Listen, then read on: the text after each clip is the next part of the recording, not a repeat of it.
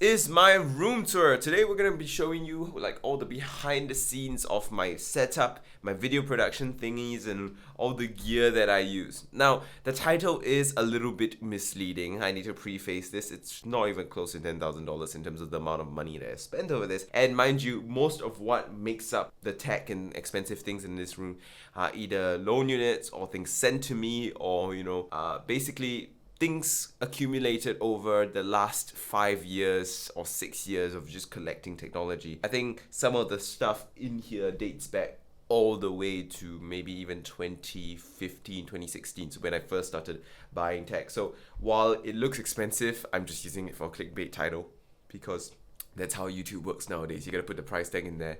It really catches people's attention. It was accumulated over a long period of time, and a lot of stuff I didn't even pay for, or even a lot of the stuff actually I got secondhand off Carousel, which saves me a bunch of money. But let's break down the whole setup for you.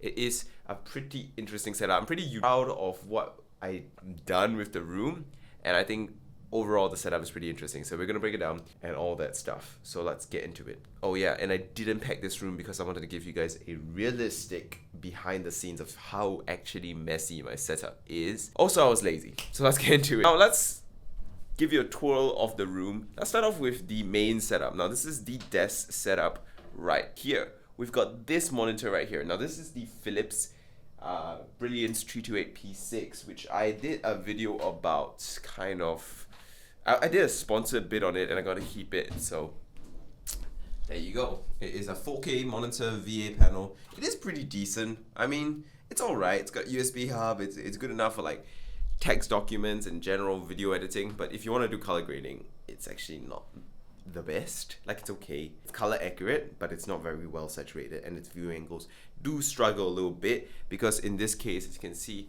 I'm sitting very close to the monitor, so that is a bit of a problem. Unfortunate, but it's all right. We've got the ErgoTune desk lamp here, which is part of what they sent over with the desk. I recently reviewed the chair. This is an ErgoTune chair, which is pretty nice. The only problem is that the material really catches lint and dust and other different things. I'm gonna need to Dyson this thing. It's a bit yucky. Yeah, but basically it catches a lot of dust, it catches a lot of lint. It's not too desirable because of that, but it's very comfortable, so I like it. We've got an IKEA rag carpet here. This makes it comfy and also absorbs a lot of the echo, which is nice. And we've got a bunch of other things here that I think a lot of people will be interested in. So let's start off with my backup headphones. These are the Philips SHP 9500s. These used to be my daily drivers. And honestly, they're not bad. They're not amazing, but they're still pretty good. I mean, for people who are not really into audio, it's perfectly fine. So it's perfectly good. We've got these Tronsmart Battle earbuds, which I reviewed recently. I just haven't kept. I don't like these at all, as you can tell from my video. And we've got this little cute koala bear. Look at that.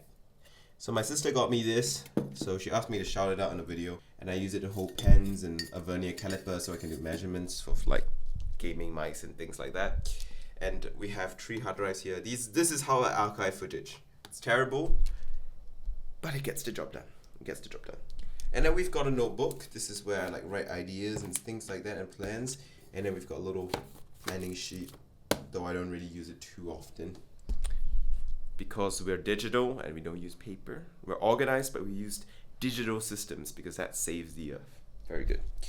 Over here on the actual desk, we have my keyboard. So this is the non-custom keyboard of choice.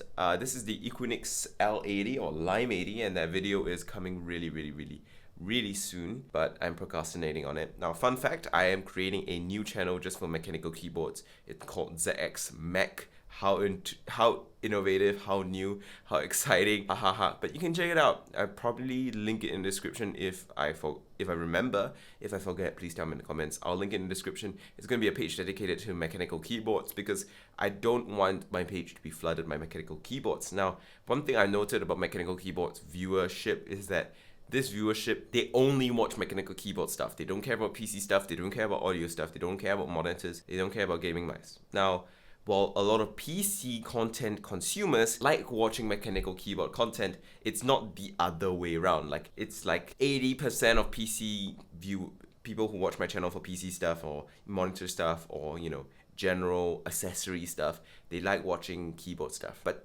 only about like 10-20% of keyboard viewers like watching other stuff. So I'm creating a channel dedicated for that because I just have so much mechanical keyboard content to cover. And I don't want my channel to completely become mechanical keyboards. I still really like PCs. I still really like gaming content. I still really like gaming mice and stuff that aren't PCs. So that's what this side of the channel is going to be focused on, and mechanical keyboards, all the custom stuff, all the crazy ideas I have for it will be over there, including setting a Tofu 60 keyboard on fire, which is actually in the works. If you follow me on Discord, I will have talked about the idea in a bit. So yeah. So let's move on and continue with the setup. Apart from this keyboard, which is okay. I mean, this is a Razer Brasilis X Hyperspeed. I don't like this mouse too much. Like it's not phenomenal for gaming, but for work it's actually quite good because it's just a G502 shape, so it's comfy and it gets the job done. We got it on a QCK, and then we've got a keycap puller, which I have like so many of all over my house now because yep, every time you get sent a keyboard, they send you a keycap puller nowadays, and you get a SSD. This is what I use for extra drive for editing or like long-term projects. So my laptop right here has a 1TB SSD, but I don't use that 1TB SSD to store video files that I'm editing for long-term projects. For short-term projects in which I'm going to edit today, I'll save it on there because it's convenient, and then I'll just transfer it off onto my hard drive to archive it. But for long-term projects, so it'll take a week or two before I can fully execute it. It will be saved on here so that it doesn't clog up my main SSD. So if you follow me on TikTok, you will know that I've talked about not filling up your SSD past 75% because most SSDs struggle because of the DRAM, because of the caching, because it's very complicated. I don't want to talk about it now. But yeah, generally you don't want to fill your SSD up past 75%. You tend to lose a lot of performance when you do that. So that's why I have another SSD to store stuff on. We got an SD card reader, we got a little USB port hub tied here, and then we've got right here a hard drive. So this is my current archival hard drive for storing data, because as I said, I'm terrible at storing data. Like this is not how you're supposed to archive data, but it is how I do it, so deal with it. And then we've got the whole kind of monitor arm setup here. I think a lot of people will be interested in this. This is the monitor arm that comes with the doesn't come with the Everdesk, but that you can order with the Everdesk. It mounts directly into the table right here, and we've got the laptop on here. So this is the Asus G14, which is pretty good. We've got an RTX 2060 in there and a 4800 CPU. 16 gigs of RAM and a 1TB SSD do make up this laptop. It's not the most powerful thing on earth, but it gets the job done very, very well. Everything plugs into it and it's fine. Honestly though, I want to use my laptop as a laptop and I want to like be able to be portable with it, but it's currently locked down in the setup. Now maybe down the road I can build a dedicated editing PC, and that is definitely in the plans, but for now I'm just using this laptop as is. Also, fun fact, because the internet up here is so terrible, there's this long 10-meter Ethernet cable that goes all the way out the door to my room, where there's an actual Ethernet port, which is quite funny. So it goes all the way, it's just kind of hanging there. But guess what? I don't care. I rarely have guests over, and guests never have the audacity to complain. And if they do, they're generally not invited again. So it is what it is. And the desk, of course, is the Everdesk Plus. I've talked about this. I've reviewed this recently. I do like it quite a bit. It's quite nice. Since 10 tables are nice to sit on. I've talked about the chair, and yeah, so that is kind of this area. Oh, and the mic is a Blue Yeti. This is a hand-me-down. I didn't spend a single cent on it. My brother-in-law gave it to me because he never uses his Blue Yeti anymore, so it's now my mic for voiceovers and stuff. And we've got two speakers. PreSonus Aries E3.5s. Longtime viewers of this channel who have seen previous setup tours will know that it hasn't changed. Still the same thing. Because good enough. I really don't need more than this. So now down here underneath the desk is actually pretty important. Apart from the absolute cable mess, I promise I'm gonna work on it, but not anytime soon. But I will work on it. But we got this foot mat for standing up and more comfortably, and then we've got a little box here. So that box has table accessories. This box is my keyboard building accessories. So we have my Crytox 205G, we have dielectric grease, we have tweezers, tape, stuff like that. in terms of like keyboard building stuff, I still don't have everything completed. I still need a switch opener, which still hasn't arrived, which is a bit frustrating because I'm building a keyboard tomorrow. But it is what it is. We will work through it and we will live with it. But yeah, so that is my keyboard building kit. It's still being assembled, but I do have a loop station already. The key switch opener still hasn't arrived, unfortunately, but it is what it is. Anyway, we've got my video light here. So this is the newer SL120. Oh wait, no, this is the Godox SL120. It's the same as the newer SL120, and basically it's good. I mean, hey, is it the 120 or is it the 50? Oh, it's the 50. My memory is atrocious, but it's just the SL50. It's a very cheap, actually really good light for the price. Like it's $100+. It gets the job done very nicely. It's on this very solid C stand, which is good. And usually this is not how I set up the light. You know, it's usually not just blasting into the ceiling. Usually I have a softbox. This is from Triopo, and it's usually shining on my face. But because this is a room tour and the lighting conditions need to be as even throughout the whole room as possible, I'm using this just to get the light quite nice across the whole room. So that's cool. I also have a whiteboard here. I use it to write like video ideas and things I need to do. I've written this for like 2 weeks now and I still haven't done it, but these are TikTok ideas that I need to get out and start working. I've been procrastinating a little bit. I think it might be because I am facing a little bit of burnout, but also I've been playing a lot of Valorant and I've been wasting too much of my time, which is a bit unfortunate. But I will get on my work, alright? I'll get on my grind. Full pressure. And before you ask me to not put so much pressure on myself, if I don't, I just slack off and take a fat nap every day. So yeah, so here we have a long pole on this side of the room, and this is pretty important because this helps remove a lot of the echo in the room. So a lot of people have asked, I mean not a lot, but a few people have asked what this thing is. It's basically to cut out echo and also to kind of split the room and use this space efficiently. So as you notice, this ceiling right here, it's sloped. So this kind of space is quite useless. You can sit in it, you can stand in it. Well, if you're short enough, you can stand in it, but most people can't stand in it. It's just inefficient use of space. So to kind of compartmentalize, basically partition it out, we have this whole bar and we have a curtain hanging on it. The curtain is kind of a fabric, so it absorbs some of the echo, making the audio quality of the room much better. Echo problems were a huge thing in this room before I set up everything, so now that we have the curtains in, it does help quite a bit. That and carpets and the fact that there's a lot of furniture in here helps dissipate the echoes. But without this, I think the echoes will be much worse. It's also very good for helping to hide all this junk back here. So what I keep back here mainly are just boxes for things. So we have a 4000X Corsair PC case that I'm going to review very, very soon. We've got a Matrix 40 PC case. We've got a monitor in the back. We've got a bag and just things, and then we just kind of hide it away with these curtains very extremely unbelievably conveniently. Like sometimes I forget to close these curtains and they're in the back of the video, but it is what it is. It is what it is. So yeah, so these are what these curtains are for. Now over here behind these curtains is my box of stuff. So we've got like NetView CCTV camera. This is my archival box because I put stuff in this box to bring to the storeroom. Wait, let me adjust the lighting a little bit so that it's a bit nicer on this half of the room. So I put stuff in this box to basically bring downstairs to the storeroom where I keep things long term and I don't need constant access to. For example, these two keyboards are going to be given away, so I'm going to put them back in their boxes and I'm going to be giving them away. They're pretty good. They're the Dayu wireless keyboards, but I don't need so many keyboards, so I'm giving a bunch of them away as well. And then right here we also have a bunch of like mechanical keyboards. It's not just a bunch, actually, it's a lot. We've got a GameK LK67. Banggood sent me this. We're building a keyboard on this tomorrow. We have the GMMK Pro, which I'm doing a build as well over on my mechanical keyboard channel. Like, remember guys, if you like mechanical keyboards, go subscribe to my Mac channel. You get a good span of content. I just want to split it up so that people can choose what they want. It's like price discrimination, if you know what that means. So we have boxes of keyboards, boxes of stuff, things that I haven't made videos about. You know, like this $20 gaming mouse. It's actually quite impressive because it has a 3389, but it's pretty terrible shape.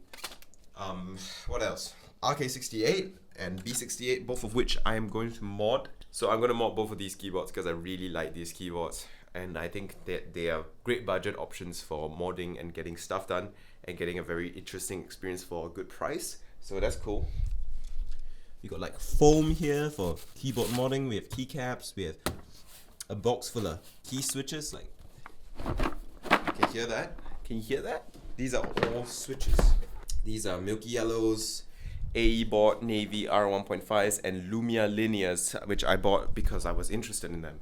Deal with it. So this is my loop station, and we've just got drawers. I mean, I don't really need to show you what's in these drawers. It's just cables and screwdrivers and tape. So not too interesting. And we've got my teleprompter, which I haven't used in a bit because I've been using my laptop, which I've been hesitant to review because once I review that laptop, I have to return it, which is a bit of a bummer. But we'll talk more about that later. There's just kind of a Huawei Mate view sitting in a PC case, just sitting here. That is the mess that this room is in. Also, right here we have two of my RGB LEDs. These are Pixel G1 RGB pocket LEDs that look really quite nice, honestly. They're like really quite good to look at. They got little stands and they're bright and they add a pop of color to the background if so desired. The problem is though, they are battery operated and you don't really want to plug battery operated things like in permanently because the battery would die a lot quicker. So I didn't want to use them as my permanent background set RGB. So this is where these lights come in. Now this is by Zxtech, and they will be part of the 10K subscriber giveaway because they said they wanted to give away, I think, 1 or 2 of these lights to my viewers, which is awesome. They sent it over for me to check out and I really do like them quite a bit. So these are Zxtech corner RGB LEDs and they are really, really awesome. I linked them down in the description below and they are my permanent LED fixtures now. So these are these little RGB towers. I really do like them. They are really quite nice. They're saturated, they get quite bright, and they're very easy to use. So they sync up to your phone via wireless, I think it's via Wi-Fi or Bluetooth, or you need to turn on Bluetooth and location and Wi-Fi or something like that to sync up with this. But it is an app, and I was impressed at how quickly it connected and how easy it was to use. It's got a bunch of lighting patterns, it looks really nice, and basically I just leave it permanently in pink because I like that as my backdrop color, and it gets the job done. So one of these lights are behind these curtains. This is actually a clothes hanger with a white curtain on it. The white curtain does a lot of light dissipation, which makes it look a lot nicer and adds a lot of texture and interest into the background. It also absorbs a lot of echo, which is very good for sound. And then we've got the other one which is just shining on the wall here. Now this is the wall decor of my set. A lot of people have asked like, what are these things and all these stuff. Well, this right here is like a book it's like a page from an old book that I think my sister found it in Bali, or is it UK, where they framed up fancy looking pictures, fancy illustrations from old books, and they frame it up and they sell it to you. So they bought some and they didn't want all of them because too many in your house is a bit weird. So they gave me some of these, so I hang it up and I think it looks really, really good, and I think it's super cool. We got these intricate drawings of like a Chinese pagoda, a Chinese sepulcher. I don't know what that is, but it's cool and it looks awesome. It adds a bit of a flair to the background. Now, what else is in the background right here? So this shelf has a bunch of like plugs and charger, which is an absolute cable mess. This is a charging area, which is super hyper messy. But right here we have like shelves full of things, little books and stuff. We got this, which is my color checker, which I use for testing and ensuring my color is accurate and correct, which is pretty nice. We have a nice painting that admittedly is a bit blotchy and brown now, which is sad. But we have a stylophone. If you know the meme behind this, yes, I bought it literally just for the meme. If you know what I'm talking about, then you're awesome. We've got some Chinese calligraphy stamps. This is like a stamp. I think this is my dad's name. So yeah, this is my dad's kind of Chinese calligraphy stamp. So when you write Chinese calligraphy, you don't write your name. You generally just stamp it. Actually, no, you write your name and then you stamp your name below your name. I think that's kind of how it works. But yeah, it's pretty cool. It's like your own logo. So that's awesome. And then we've got like a little book. This is what I used to get into my like CIP, CCA. It's pretty cringy, but you had to do what you got to do if you want to get into the right clubs and stuff. But yeah, I think it looks pretty cool. We've got a tea set for some reason. We've got a plane. We've got an AMD Rave Prism cooler just vibing here. And yeah, over here we've got the charger. And I got these little trays from IKEA. I think they're about 90 cents a pop, so they're very reasonably priced. And they stack, so I can kind of just stack these up. Batteries, lens caps. It's very good for having things really be organized, at least somewhat. somewhat organized. I know it's still quite messy, but it is somewhat organized, which is respectable. And then we have more charging stuff down here. Absolute power hazard, you know, electrical hazard, fire hazard, whatever. And this box has a bunch of like props and video stuff, as well as a bunch of cables on it. You might be asking, why is it so messy? Why so many cables lying around? It's because I decided, you know, before making this video, should I pack it? I decided no, I'm going to leave it as messy as possible, because they say you should differentiate your content from the rest of YouTube. So my content is special in that it is messy and absolutely cluttered. But yeah, so this is the presentation desk, and once again, I didn't clear it out. This laptop that I've been reading my scripts off of, I really like this a lot because it's got a touch screen, it's 3:2 aspect ratio, so you can fit a lot of scripts on it. Awesome. We got a notebook, pen. I'm going to review this book, by the way. This is the Huawei Mate book. The review is coming really, really soon.